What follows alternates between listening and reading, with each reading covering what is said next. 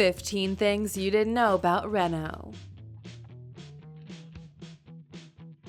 Welcome to Alux.com, the place where future billionaires come to get inspired.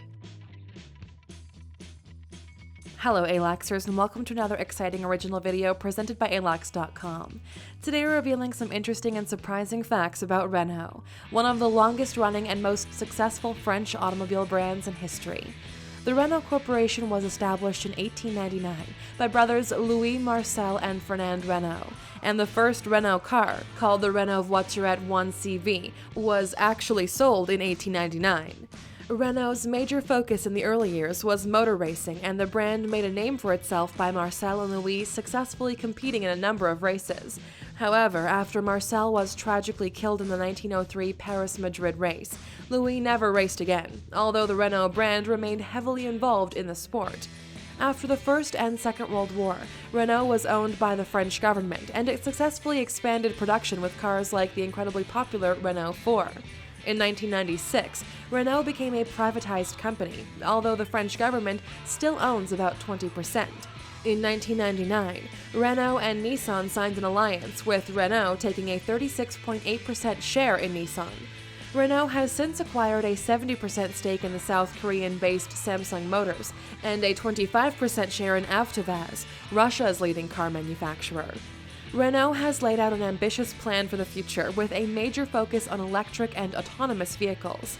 Renault has produced over 45 models sold under 3 brands in 125 countries, and it's clear that this nearly 120-year-old company does not intend to be left behind in the ever-changing automobile industry. If you're new here, welcome. Be sure to subscribe and follow us on Instagram at Alux. We are inspired by Renault's commitment to innovation, creative spirit, ambitious nature, and a long-running history. So, let's take a closer look at this French car giant with these 15 things you didn't know about Renault. Number 1. Renault won the first ever Grand Prix. The race that is widely regarded as the first ever Grand Prix was held at Le Mans in 1906.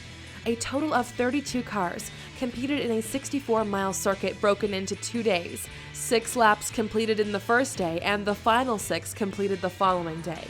The winner of the race was driving a Renault AK90 CV. Number 2. The Renault Trezor was named the 2016 Concept Car of the Year. Renault's all-electric supercar called the Trezor was introduced for the first time in September 2016 at the Paris Motor Show. In March of 2017, the car was named the 2016 Concept Car of the Year at the Geneva Motor Show. The Trezor is powered by 2 batteries located at the front and the rear of the car. There are hexagonal vents in the hood that move up and down as the air circulates, which gives the impression the car is breathing. It can go from 0 to 60 in just 4 seconds with 350 horsepower, and it can also drive in autonomous mode. Number 3. The Renault Clio is the best-selling French car in automotive history.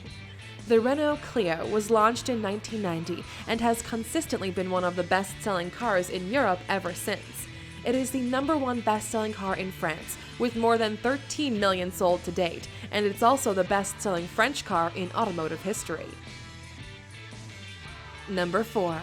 CEO Carlos Ghosn made over $17 million in salary back in 2016. Carlos Ghosn, the current chairman and CEO of Renault, is widely regarded as one of the most respected and hardest-working executives in the automotive industry, and also is among the highest paid. Before stepping down as CEO of Nissan back in April of 2017, he was making $9.8 million a year there. He also earned $7.89 million as the CEO of Renault, and an undisclosed amount for being a chairman of the Mitsubishi Motors Corp. One auto CEO that does make more than him is General Motors CEO Mary Barra, who received $28.6 million in salary and perks in 2016. Number 5. Renault commissioned a record-breaking work of art. Anamorphic art is a form of art that distorts the perspective of the viewer to make objects appear to be in 3D when they are really just 2-dimensional.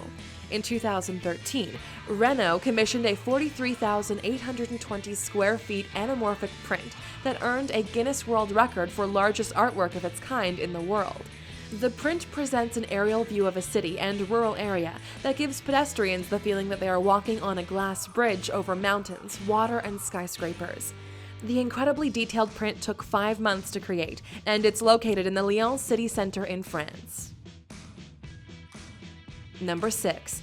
Renault, Nissan, and Mitsubishi have invested a combined $5.16 billion in 12 electric vehicles.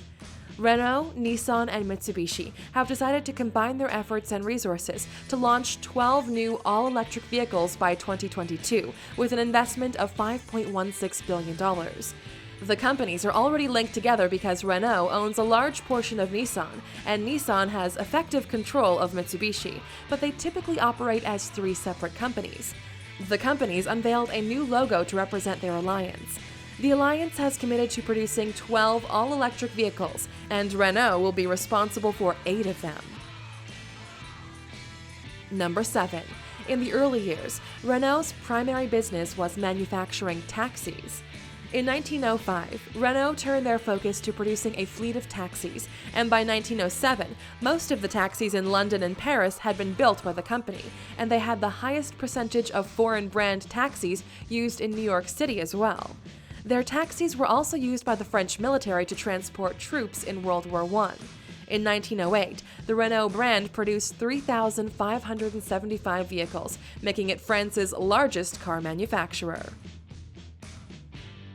Number 8. The first Renault vehicles were a luxury only the very rich could afford. In the early 1900s, Renault was producing cars at a time when owning a car was a luxury. Even the most inexpensive Renault vehicle was over 3,000 francs, which was an amount equal to 10 years' pay for the average French worker at the time. Number 9. Renault created one of the most revolutionary tank designs in history. During World War I, Renault expanded its production to include ammunition, military aircraft engines, and military vehicles like the Renault FT tank. The Renault FT tank is sometimes referred to as the world's first modern tank, and its layout of crew compartment in the front, engine compartment in the back, and main armament in a revolving turret became the standard tank layout that is still used today. Number 10. Renault plans to introduce the ROBO-TAXI by 2022. Renault is returning to its roots by working on a new fleet of taxis. They plan to introduce their first self-driving ROBO-TAXI by 2022, with the ultimate goal to establish a driver-free robo-vehicle ride-hailing service to compete with Uber. If you want to learn some interesting facts about the current most popular ride-sharing service, click in the upper right-hand corner to watch our video of 15 things you didn't know about Uber. Number 11. Renault's plant was one of the most heavily targeted areas during World War II. During World War II, Nazi forces took over Renault's factory, but Louis Renault refused to produce tanks for the Nazis.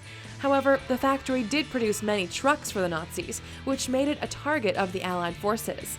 On March 3, 1942, the British Royal Air Force launched 235 low-level bombers at the plant, which was the largest number aimed at a single target during the war.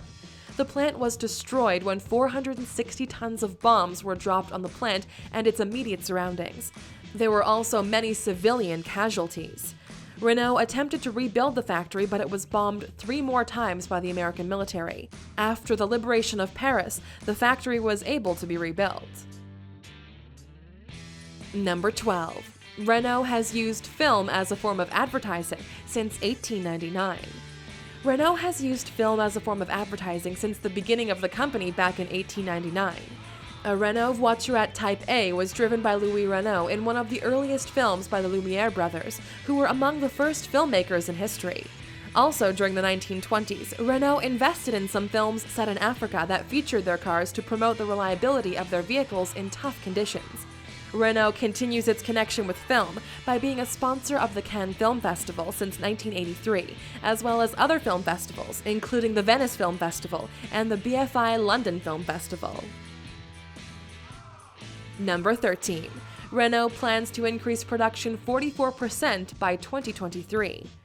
In 2017, Renault CEO Carlos Ghosn announced Renault's 5-year business plan, which the company has called Drive the Future. The plan is heavily focused on all-electric and autonomous vehicles, and market expansions are planned for virtually every market except one, North America. Instead, there is a particular focus on the markets in Russia, China, Brazil, and India. Renault is currently the 9th biggest automobile company in terms of production, but plans to increase production volume by 44% by 2023 to sell 5 million cars per year. If they're successful, they expect revenue to jump from $209 billion to $256 billion.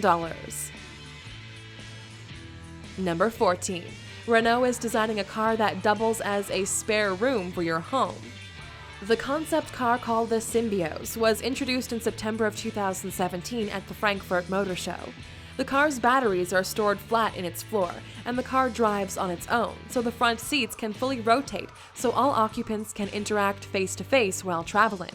When not on the road, the car is meant to be parked inside the home to act as an extension of the living space. Renault has also introduced a concept house that demonstrated how the car could be lifted up by an elevator to the second floor or to the rooftop, where a glass sunroof could offer a full view of the sky. The home charges the car automatically, and the car is also able to supply electricity to the home.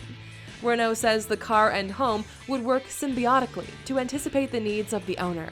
Renault hopes to make the concept available by 2030. Number 15. Pope Francis was given a 1984 Renault as a gift. In 2013, Pope Francis was given a 1984 Renault 4 with 186 miles on it as a gift from a parish priest. Pope Francis said that it pains him to see priests driving flashy cars, so he was delighted by the gift. Other cars the priest has traveled in include a Ford Fiesta, Ford Focus, and Fiat Idea. The Pope reportedly uses the Renault 4 to drive around the Vatican. Renault has some very ambitious plans for the future, and now that you've learned some more about the brand, how successful do you think they'll be in achieving them? Let us know what you think in the comments.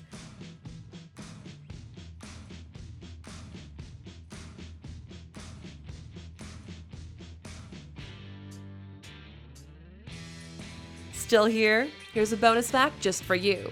The Clio is one of only 3 cars to have been voted European Car of the Year twice, in 1991 and again in 2006.